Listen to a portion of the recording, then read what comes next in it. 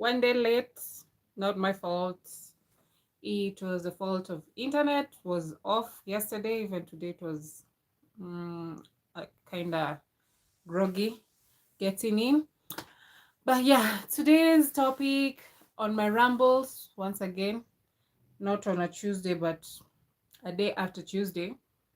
On The topic today is betrayal, how we deal with betrayal, the concept of the betrayal, um, what do we beam as betrayal and all that, and the betweens and whatever is in between that. Um, one thing I know, we can okay.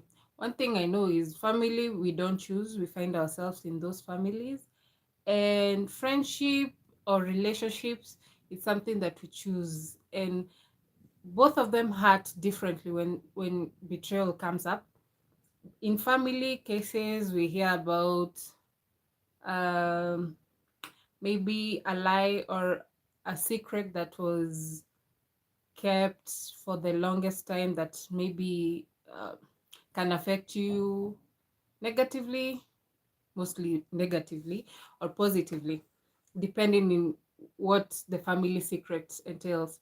For me, betrayal, on one end, I have seen it when you think family members are supposed to be there for you through and through, no matter what.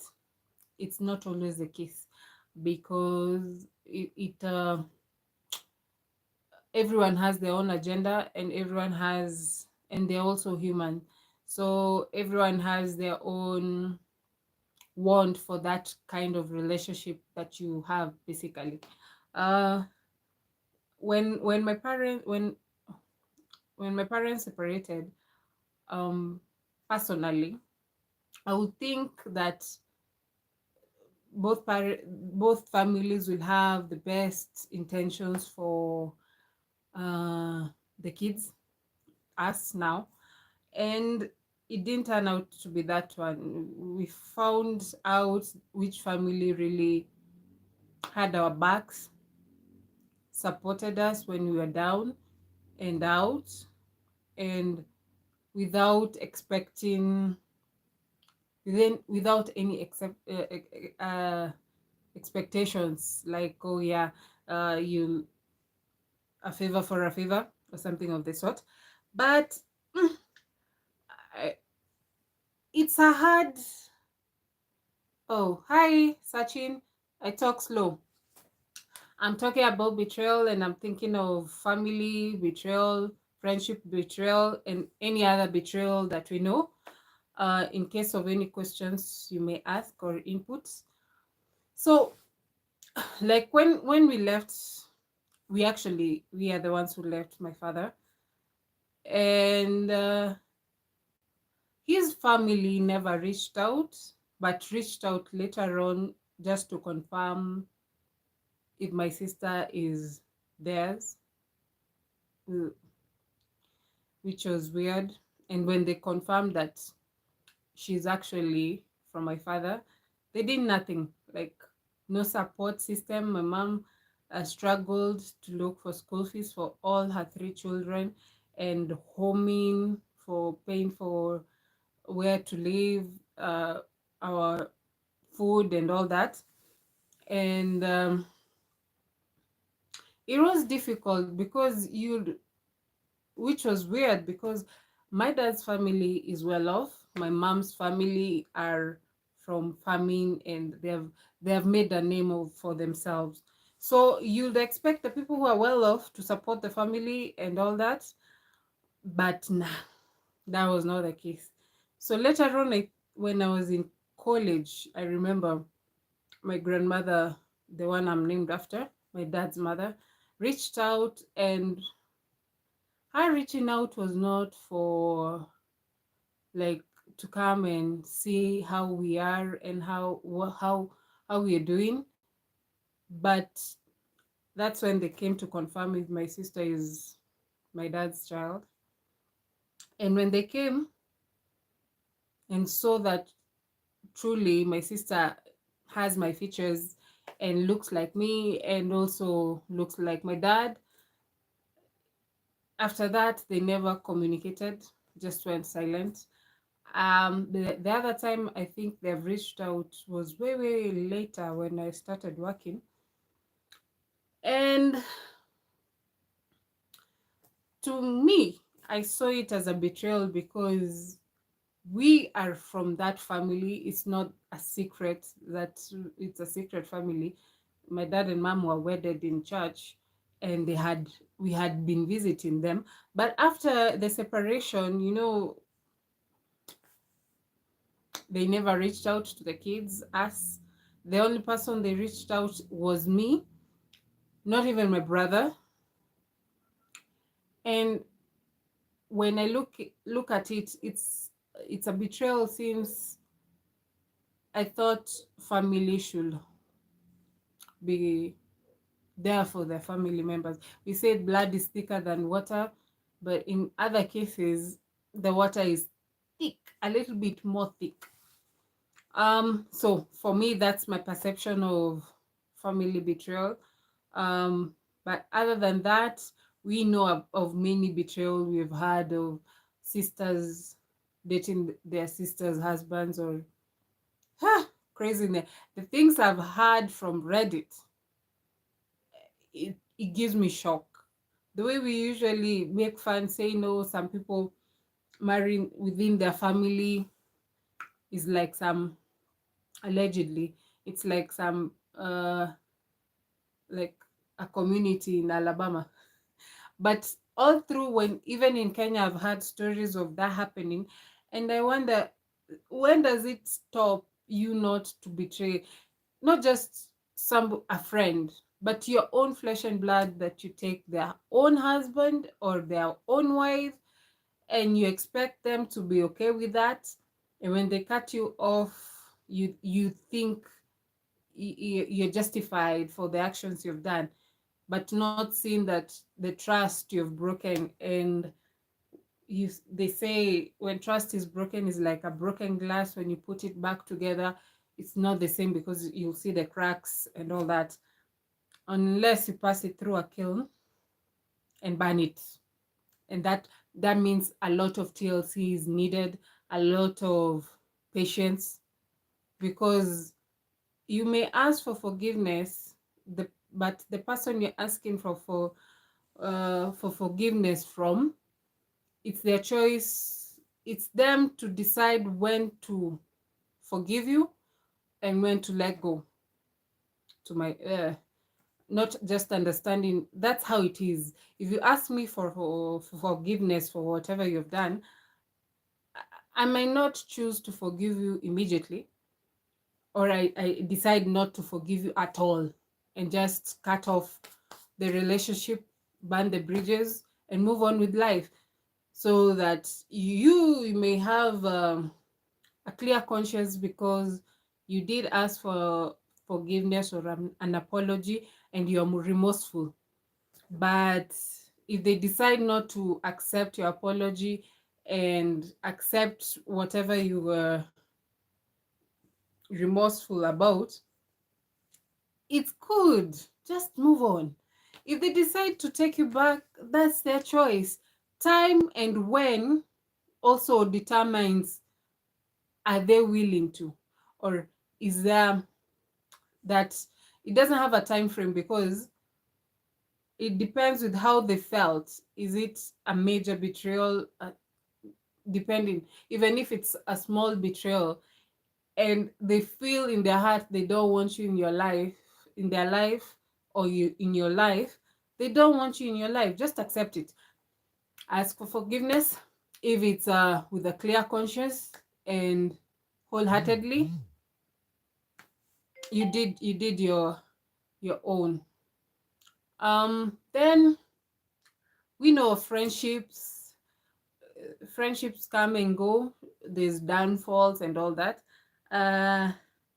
For me, I'm super grateful for the friendship I've had. I still have contacts and a good relation with people I went to primary school with, even secondary school, and also college, university.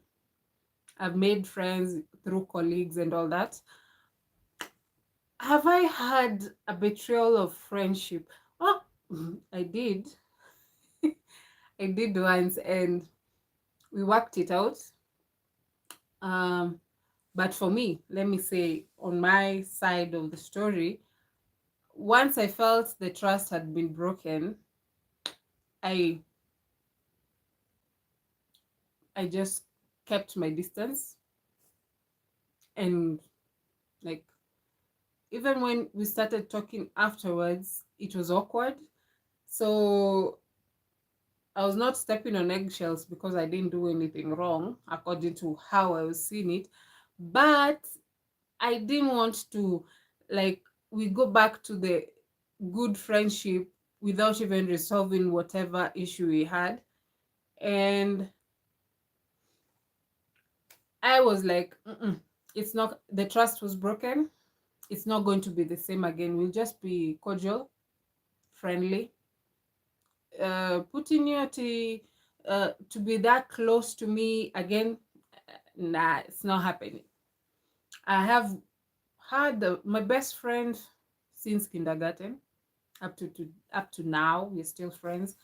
Uh, Even though adulting is kicking our butts, we keep in touch once in a while, and it's good to have friendship because that's one thing I hold dear. Friendship is something that you choose to associate with this person, with their characters and all that. And it's something, it's not like family. You don't choose to be in a family, you just find yourself there. So friendship, I'm very particular of the people I want to hang out with. And I do vibe easily with people, easy easy to talk to. And I don't hold grudges that much. So if you see me holding a grudge or just like I don't want to be around you, that's major for me.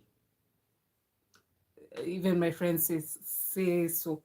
But no, it's been, I'm so lucky to have friendship. One good thing about my friend group, no one dates, like we don't have a crossover of the type of people we date. Everyone has, if you see our roster of people we have dated, we are like worlds apart. And I think that's how we have a good relationship because each of us have a different taste in the men we date. So we don't have the jealousy or fighting over the men that we deal with. It's just advices. If the man is a jerk, he's a jerk, and they will tell you. No, not the men, my friends.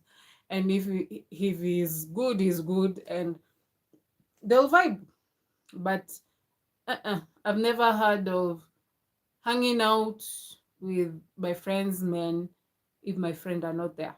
If I do, it's either there's a surprise uh, thing they want to do for their lady, and they kindly request me to plan and all that. Other than that, if they text me, I text their woman and show them the text. I just, so that no, I don't like drama. So just to be open, yeah, your guy called me, he did this and this, and say this, and then she'll be like, or sometimes they even call me with the woman there and loudspeaker, and I say whatever they're requesting. Maybe it's about work or a connection or something, or there's something they needed to confirm and all that. So in my friend group, that's how we have survived for the longest time, more than 20 years now. Some of them are more than 20, others are more than 15 years. So yeah, we have been easy to talk to like that, and we don't judge because we have friends that date a lot, and we don't judge. If that's you've not found your one, my dear sister, continue looking for your husband until you find them. If it's Mr. Wrong, until they are Mr. Right. Yeah. So betrayal, I haven't experienced that much in my friendship group. Nah, I haven't. But I have heard of stories and people asking about what to do about such situations, or you just hear a best friend backbiting their best friend, and you wonder, can't you be blunt and tell your friend in their face what they're doing wrong or what they're doing right, or whatever feelings that you have about against whatever they're doing? In my friend group, I'm always told I'm blunt and sharpshooter. So if you ask me my opinion, just get ready to listen to the truth, or something that is something that you never observed. I'm very keen and observant. And even when we meet with new people, I'm usually told I'm quiet, but I'm not quiet. I'm just reading the room and then taking notes and all that. But yeah, I love my friends. I wish everyone had such friends and all. It's only how you choose your friends, like how you associate with your friends. If it's the people that you associate with are people that you're comfortable to you, for you to be yourself authentically without hiding the like or pretending. Like my friends, let's give an example. Most of my girlfriends are love makeup.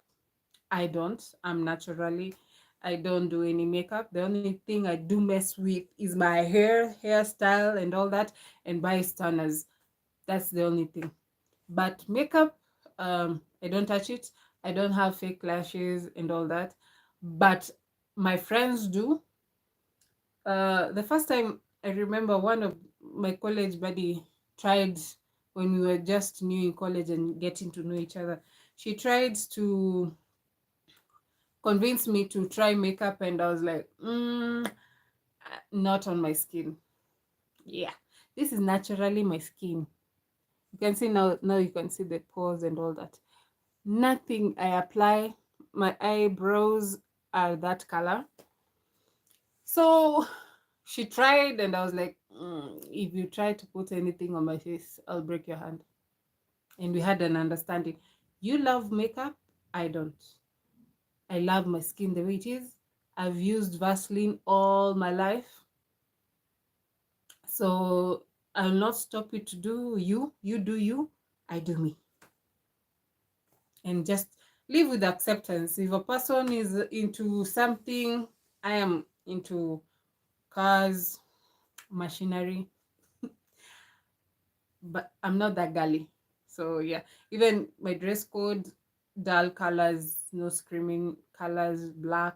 I go for neutral black, blue, gray. If I pop a color, just know the other parts of the outfit is dull. Yeah. So yeah. So for my friends, they love makeup. I have no qualms about it. That's them. They're comfortable with that. That's for them to decide. If they ask me for advice, I tell them I am in like a deer in a headlight. I have no idea about makeup, how they work, how they applied. I have no idea. But ask me to do you first aid, I'm the girl. Ask me to do natural hair and stuff, styling, I'm the girl. Ask me to do some creations of something or drawings, that's me. But makeup, nah, that's not me. And I think it even works. That's why we say opposite attract, because I'm not a gully girl, but I have friends who are gully.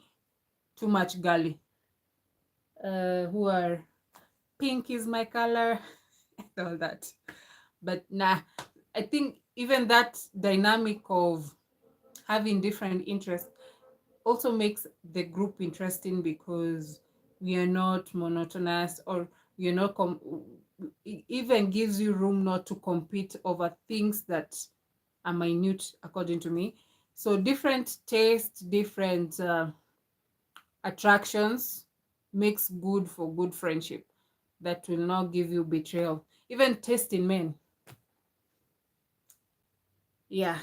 So betrayal is a wide spectrum. I haven't had much experience with it with friends, but family wise, whew, that's another crazy thing. Even if the family that stuck around, there's some things they do that you feel like, oh, it's not the way it doesn't feel correct. But all in all, I didn't post yesterday. I had to post today for this week. Network yesterday was just a bother. I can see one person commented, "Hey, Sachin, uh, am I talking fast?" I doubt that, but I'll be talking real, real slow. I'm from Kenya. Where are you from? And see you next time. Today didn't have that much because it was not broad as much. But in case of any comments, any reach outs, comment below, or even after the video, you can rewatch it again. Join every Tuesday at night when the network is working. Yesterday it messed me up, but here we are. It was nice seeing you today. Bye bye. Till next Tuesday on the other Rumbles.